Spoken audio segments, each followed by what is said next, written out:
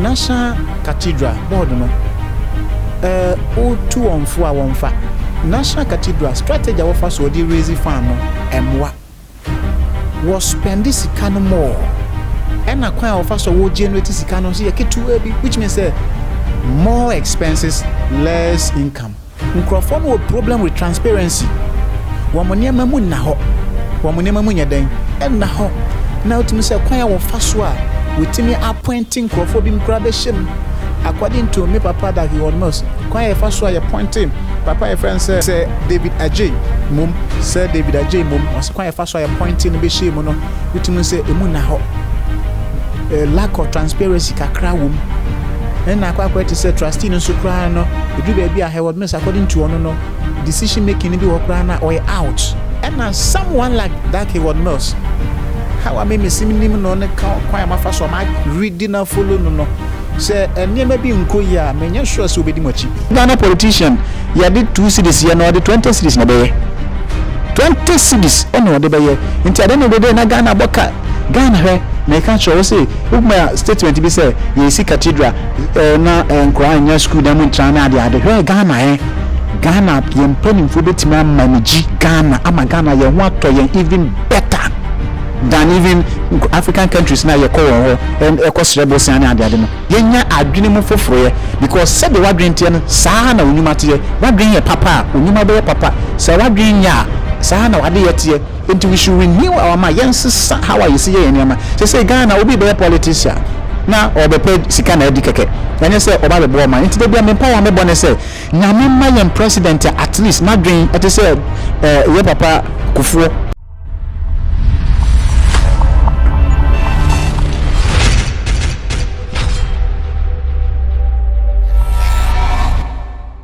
For me mamo akwaba ereba Xposed so onya be malimo elikem kwame amega and amede ensensem eyeden ebro na epanyifo se enye kra yeden yekrom na on se ye mampanyi na adodankwa akufu ado na wo hye se nyankopon ma metime di president dia we di akwese Solomon wodi hene na nyankopon di nyimdie adom na ene wusi asore dan ahye nyankopon animunyam ene akufo do si misumi si cathedral e ba be tourist attraction e de magana fo na akoye te se eya asore ni ti eja nkofo ye di omoto ano no akoye asofo etitiri wa omo Ghana ankofa bentwefo bia mbeto ade nano na ene ema meko bisa ema yenya Apostle Ishmael ema no ekan ho ewa ha ene oba ni e ba betwetwe enkomo e de afa se Ghana e wo se ye isi National Cathedral na ejebia ni edum soko e de bisa se ene asofo ewo Ghana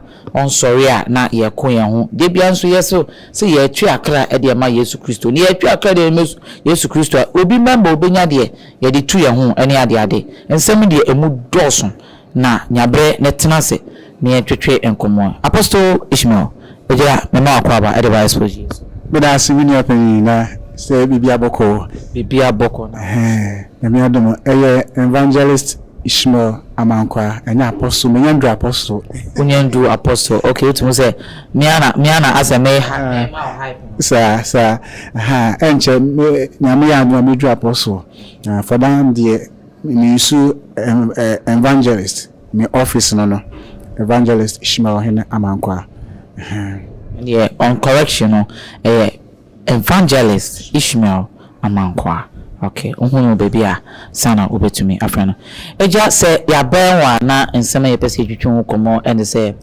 isi Ghana no kra no cathedral no na yes no ehye nyame no monyam ehu se fata se yesi cathedral no ana me dan se cathedral ne de say as a man of God de na yesi biare a ye besum nyankopon de mintimi nka senye eyepa yesi biare asum nyankopon ena abosum nemum yesum nyankopon a oh why not kama pa isense free say nyankopon bo na de beto ho no eya na da bia no nyankopon twusu ne nkrofo a eni ne mayanim na onfo monante enti nyampe so aka bibi de kire ne ma e de fa asofo so enti nyankopon share leadership ase no o shase fi asofo so What I say inti enka oman Ghana ha say nyina you know enka nipa wada ya no the person must be a man of God, either a prophet, what I say, or a shepherd. Na eneno enema sesa ikodru baabi nipa ka say ompe nyame asofo ni nyame adifo leadership biu ye pe wo hene nti ama ene ye ba benya ahemfo ye ba benya nkrofo bebra wo monye nyankopon nkrofo a wo mo di nyame man den enim kan na sakokodru baabi a ene nimdia ba Kristosum atre agye hene ama yese yempanimfo na hu hia ebehia se yesi National Cathedral sombia kesi a Muslim fo beko ho Christofo beko ho wakosum nyankopon a eye nice idea de hia ne se wo betimi aye no ma den wo ma ye ne ye nti minua mfumso bia eni ho e wo so mo timi ye na Ghana ye nyina timi enya bia kesi a ebesum na ade ma akone se ohwe ewiase nyina countries bebre asi National Cathedral country bebre asi country bensa uko US omo National Cathedral ko France omo National Cathedral ko England omo National Cathedral nti na ebimo eyusu a number of a couple of years any this year omo mfiti dakro NC National Cathedral na omo sie no nso omo to omo boase e planning ye omo ni nyina they came together omo dwen so mbesi National Cathedral omoto boase esi ya ene omotimi esi ewi ebi mu use more than even 10 years na omodisi cathedral enye chinchina 1 year no nyina na obo man Ghana ha ye mampanyi Ghana constitution no mayense ye to aba 4 years na atimi wen asantran so another 4 years bi unti no 8 years no betimi atwa no akonwa no so na ye mampanyi so besi National Cathedral ohwe Ghana ha ya share de ase na Ghana de no ena ehun sema koye bebre because ye sha asian fancy 6 years nya ye kate sword no okoshe National Cathedral ni stage adrua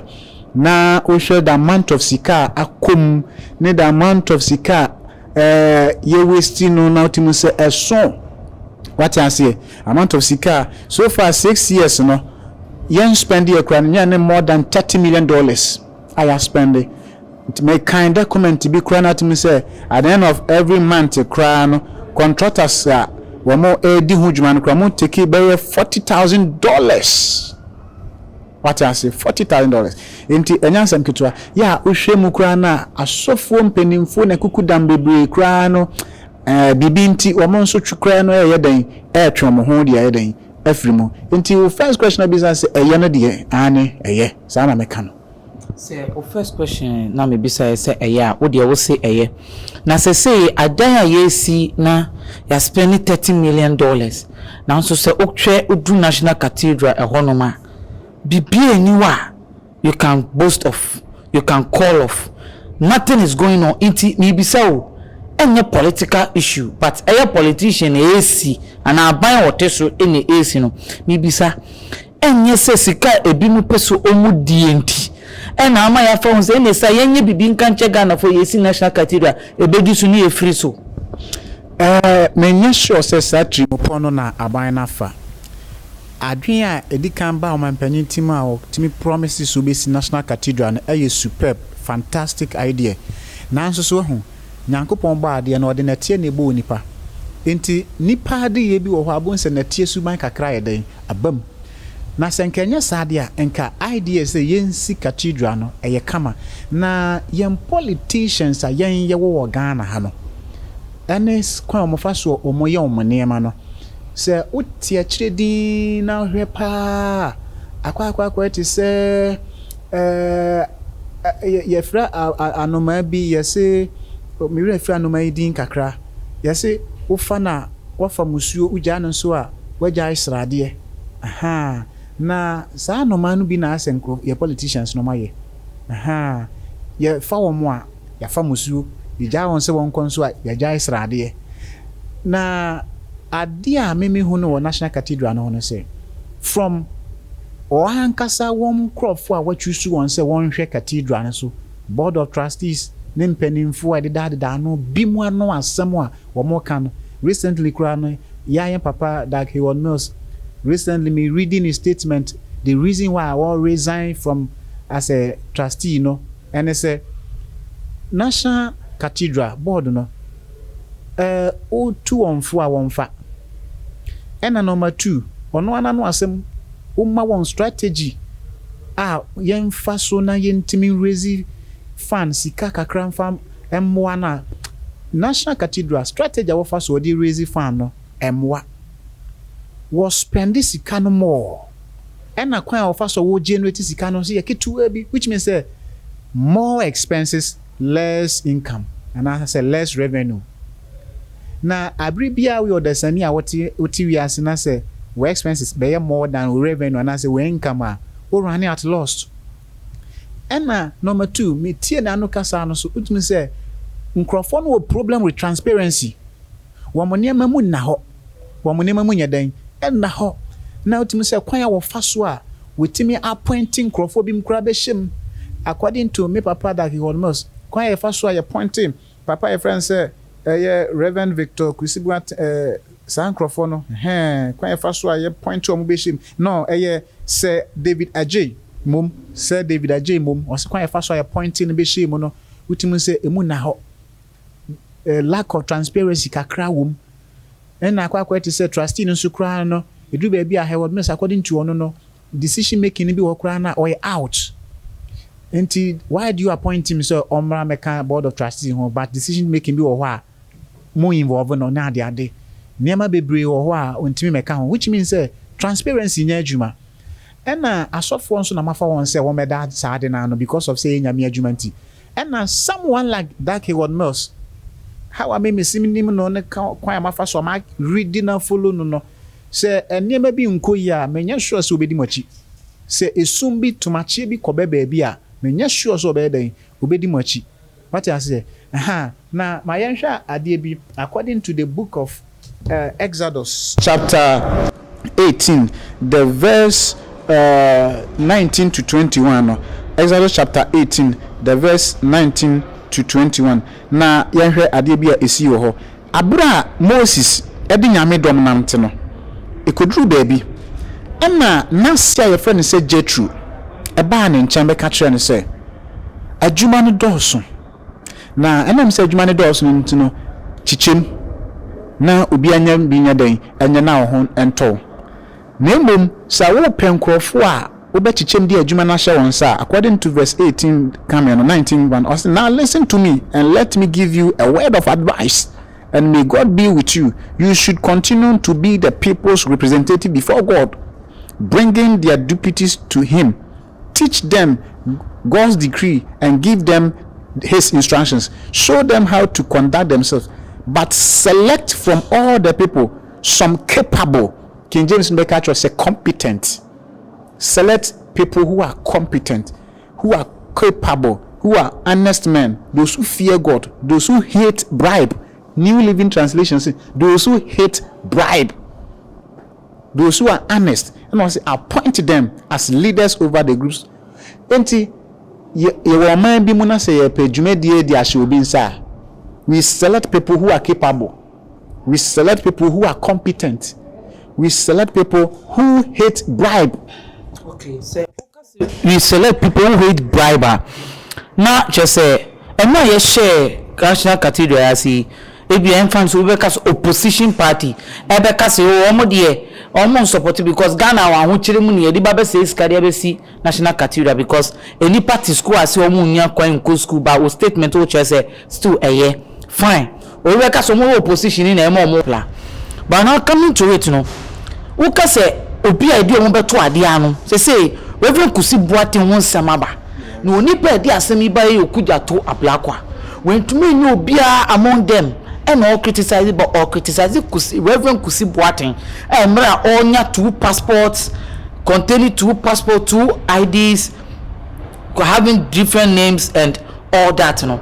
Na che say enipa omunye capable yi yetimi nya bi allegedly o. Ye nya bi allegedly na we find say omo faculty kwan chiche ska. Na obi bebi say intinyame nipa fo so a say si Ghana empanyfo di sika. Na ye di empanyfo so akoto ade ano. Na ye nam echire ka say omo so edi sika. Na Christopher ye mo ye di omanim no na nyame asem na mo kire e de amaya na okay ade ba akone se nyankopon crofo na ya point omo se omo under cathedral na no omo very good people. Some men of God now appoint you. So far, we show more and women are only very good people, including Professor Dr. Puku, and your papa that you are nursing and women are very good. But when say I saw for any politicians in Akwakushia, government of Ghana government project in Ghana government project, but nam say Christo for ADNT, you are so for Nakoto now. A better baby no we say politics room because of say you only politicians for na daily into politics kakrabe den e ba be room na eno na ekobasa men of God na a woman because of the Bible and the word of God and the reason and the fact that they want to maintain their integrity in some of them will withdraw their services. Typical example na your papa Heward-Mills who say or say appoint people who are honest. And of course, microphone are from honorables. Now, honorable, they were expecting something honorable from you. Until a software non so no one protect your integrity. The moment when there is a transparency, on the part of the politicians, now or the Bible saying integrity as a man of God, whoever be a dagger mess, I build no one kwakodru level awo na niema nkoye na wode ne ho afore na the end of the day ye kanan karefo na ya kan na ka ho no I don't know there someone like Heward-Mills he will not fit there you won crofo bi no ho a me kai suffer ba akumbi o se me ya me frɛ me no I cannot lie mintimi ntwantro and I cannot tolerate bribery and corruption so someone like that no cannot fit there. And that is the reason why Heward-Mills cannot fit into that. Yeah, we're gonna have you say special prosecutor say Juma. Why? Because he cannot fit there because transparency in Juma. But I say on the part of the politicians, when you are so for any politicians could share and frada because also for being who are papa being who are mama or be share hands for our politics new seek a dear suban number send so for Juma company. Sano sono na me bisa say Reverend Kusi Boateng asem ya bai say oyesofo no so yesi manje bribe capable of doing something na na efim so mu do makotena ono they will do the just and good things for us and they claim say eba na nyoma sika ya sene no does that mean so ono ye de ne kotena ono he thought about his own pocket and all stuff na MP no buy no ono so ne political talks and ma ono so ekobo Reverend Kusi Boateng Diana. Okay, so far, young papa Victor Kusi Boateng, according to the letter what your date in 16th January 2023, what kind so far no petition track Ghana Commission on Human Rights say omonye investigation into the matter because the abula kwa kano no Caribbean sheda nyeden enim na dede no ya no public na sun keke ekoba say ye hwehwemu wie na say the abula kwa kano no Caribbean ma ono so he will seek redress. So according to me letter na me kan na sa na tiwum na obi is so far yentimi judge say eyampa say yem papa Kusi Boateng no oyusu we be friend say kwabena we should name bisa na edu chemfi kwabena edu jemfi edi jisika bi I think 2.6 million Ghana cedis edi free National Cathedral Board no no through a company bisa GNS company bisa no yenya research ehu de won se kobasa si nyame ya adom ne ehwehwem wie ne ku se ye no kura so fo ni maguase upon dignity no bibia na popular way na woni maguase and that is the reason why Dark Heward-Mills who say no adibi wa sometimes we ntimi nka no kura Heward-Mills ntimi nka exactly the room bebre but kakra no betima aka no wetima aka no so you see you come word to word on kan the woman nyina nche banka obedo don sabe sumu ano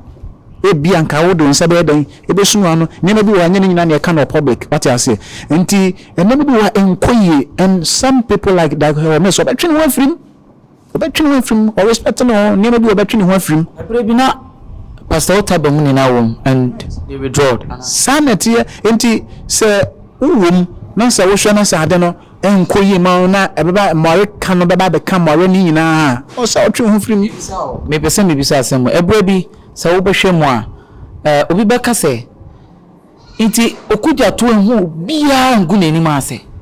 Say Reverend Kusi Boateng a onye politician. Enu nye na kakra. Wenye obi ngu n'anim ase. Say Reverend Kusi Boateng ngu n'anim na se no beka. E na se asofo ni nim se nyoma na mo ye ne ye krogen a anka obi be free ma beka se me free.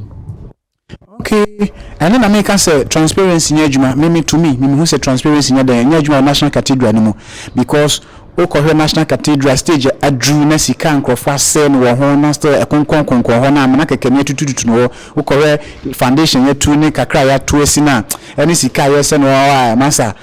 And woman to me, news and Yaman day in treasury. Now, and then I'm if you want to do something, J. Rebecca say appoint people who are capable.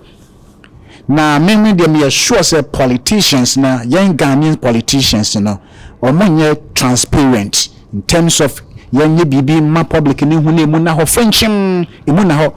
I did a Ghana politician, ya did 2 cities, ya no, the 20 cities na be 20 cities, oh no, the bay. Into I don't know the day na Ghana boka Ghana he. Me can show say, my statement be say, ye see cathedral, na crying your school, them China, the Ghana Ghana yen penning for betima manage Ghana ama Ghana yen want to yen even better than even African countries now ye call and I tell you African countries are Ghana for 2 batakwada or AB panada we can be far better than them. So Ghana and penning for the money to from actually because mommy can show yen Ghana high we me energy minister and a beer and health minister me beer me some juma dey kon kan kakrama me to me some performance under the administration of Nanado or mobile juma when he health minister Gamani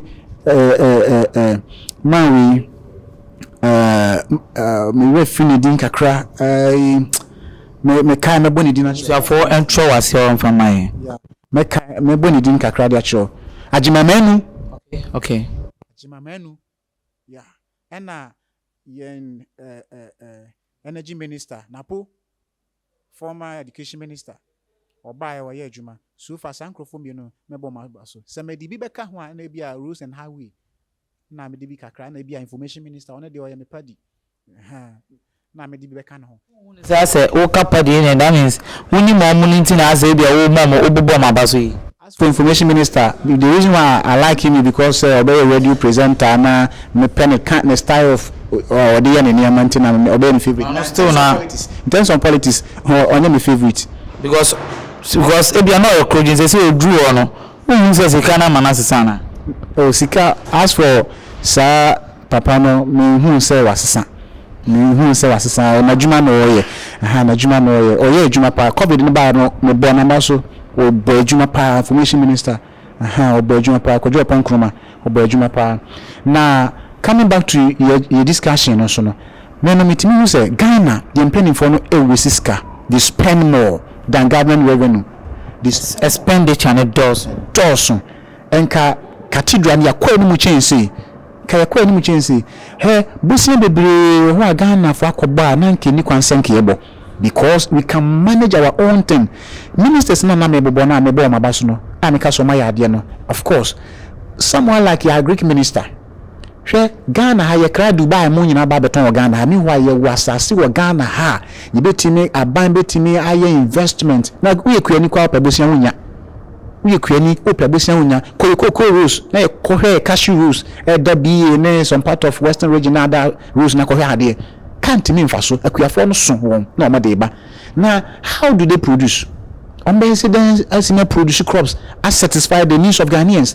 Now ye cramo abagana, now ye cra other product be breed bagana. Meanwhile, internally we can manufacture our own things. Bagana from penning for ya pro. What you say? Ye bobosiana in some say bosian ye de be Ghana ho adwuma no. Bosian Kusi hwe. I don't the day you construct one from Hanok ha. Hey, not the baby radio so monko yahewe because so more really Ghanaians I say Ghana for your for your so same trying so you can't get to be so and end of the day in Ghana for Ghanaians are too cheap. Into politicians now really so person really Ghanaians are first your wadrin so kwajebosia oba ya de kakra bia no hu na wa ye hu de this am mate that is so kakra na aka no yencheni ne yeko That is all. Enti at the end of the day no enkosi aga.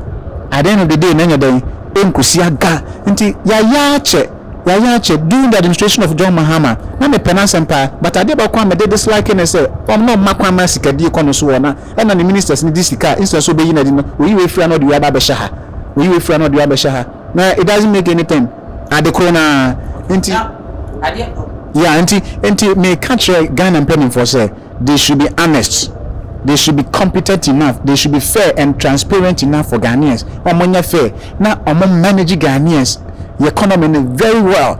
We share Romans chapter 12 the verse 2 or say we should renew our mind. Yenya adwene mu foforo because said the wadwen tie saa na onuma tie wadwen ye papa onuma be papa sa wadwen ya saa na wade ye tie until we should renew our mind. Yes, how are you see ye nyama say Ghana obi be politician na obepe sika na edi keke na say oba be bo man nti de bia me pa ya me bone say nyame ma yem president at least na dwen et say ye papa kufuo ana say at least ye papa Heward-Mills sa na mpa ya de bia me bono Ghana will come back we share ye papa de odi kan a nkroma vision na wonya ma Ghana na enema bia the projects are or started to and I should one for so bebre enti adenti na mutu kwan moko nanado utu kwan uko England ohu Queen Elizabeth Kromo okọ ho wa na ote we bibia oba Ghana be ye normal truka what I say oba normal truka of course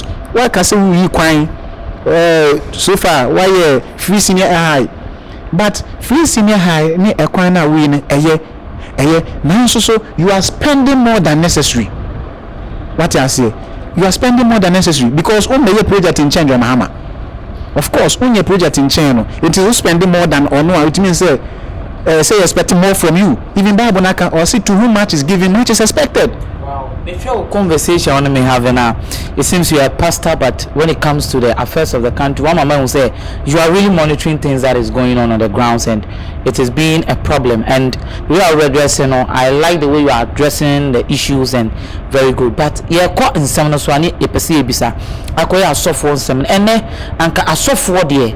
Omo che akra that the ama onyankopon. Now so say uhwe TV so a na osofo iche se me na mekita dom me beye 31st me na nipa ekita me enti ni bisa o eye asofo no omo self being or well being omo hwehwe ana akra na omo twa manyame ni ene wunyi omo so anka yin na ye twa akra manyame a ade na akra na ye twa nyame manyame no ebeye problem na ejina TV so me na me wo de padom we se me na me woni padom adentia. Oh, okay. Say we be can wo television so and radio so say me na me woni padom and me na me wo say na me na me wo say no ehun hia it is not part of pastoral life enka ho baby ah what you say yenko Jeremiah chapter 3 the verse 15 na yenhwe quotation bi a ewo ho Jeremiah chapter 3 the verse 15 na yenhwe asem bi a ewo ho. So okay, Jeremiah chapter 3 the verse 15 now I'll say, and I will give you shepherds after my own heart, who will guide you with knowledge and understanding. Now go on say, I personally will give you shepherd who will guide you with knowledge and understanding. Also for what you man is saying, you say, you de we are here for shepherd, you de naya mau. The reason so for the and say equip the members, send them to heaven, bring them, go and call them, train them, and then direct them to heaven. That is all.